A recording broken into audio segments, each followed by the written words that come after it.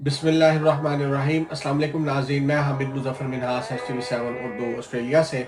ناظرین، عمران خان صاحب کا ریسنٹ ٹویٹ آ گیا تو آئیے دیکھتے ہیں کہ عمران خان صاحب کیا کہہ رہے ہیں اپنی پاکستانی عوام سے۔ دوسری جنگ عظیم کے دوران جب جرمن طیارے لندن پر بمباری کر رہے تھے تو وزیر اعظم ونسٹن چرچل نے کہا تھا، اگر ہماری عدالتیں انصاف فراہم کر رہی ہیں تو ہمیں شکست نہیں ہو سکتی۔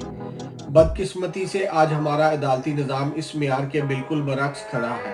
انصاف نہ صرف تاخیر کا شکار ہے بلکہ دانستہ طور پر دبایا جا رہا ہے۔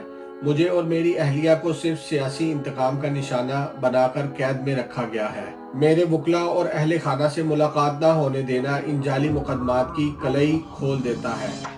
خواتین کے ساتھ جو غیر انسانی سلوک روا رکھا جا رہا ہے وہ پوری دنیا کے سامنے پاکستان کا امیج تباہ کر رہا ہے۔ ڈاکٹر یاسمین راشد کو مسلسل جیل میں رکھنا، عالیہ حمزہ کی بلا جواز گرفتاری اور بشرا بی بی کو ایسے مقدمات میں سزا دینا جن سے ان کا کوئی تعلق ہی نہیں، اس انتقامی طرز سیاست کا واضح ثبوت ہے۔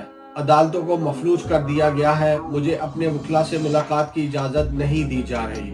کورٹ پیکنگ کے ذریعے انصاف کی راہ میں رکاوٹیں کھڑی کر دی گئی ہیں۔ اس کا مقصد یہ ہے کہ میرے کیسز کی سنوائی ہی نہ ہو تاکہ جھوٹے مقدمات میں مجھے قید رکھا جا سکے۔ الیکشن کے بعد بننے والے جعلی حکومتی سیٹ اپ کو قانونی تحفظ دیا جا سکے۔ افغان مہاجرین سے متعلق موجودہ پالیسی ہرگز درست نہیں۔ ان کے ساتھ روا رکھا جانے والا سلوک اور زبردستی ملک بدری کے اقدامات ملک میں مزید بد امنی اور نفرت کو ہوا دے رہے ہیں۔ اس کے ساتھ بلوچستان طرز کے اغوا کے واقعات رپورٹ ہو رہے ہیں جو کہ انتہائی قابل تفتیش ہے۔ فیصلہ سازوں کی غلط پالیسیوں کے نتائج کا ملبہ خیبر پختونخوا کی صوبائی حکومت پر آئے گا، اس لیے علی امین کو ان معاملات پر ایکشن لینا چاہیے۔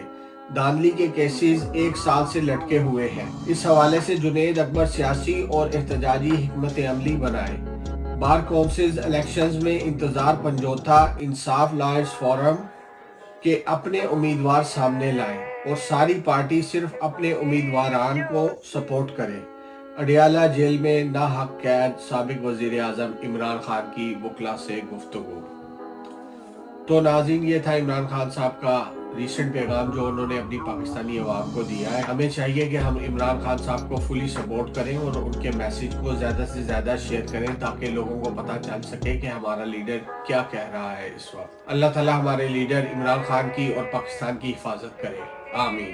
تو ناظرین، اب تک کے لیے بس اتنا ہی۔ میں حامد مظفر منہاس STV7 اردو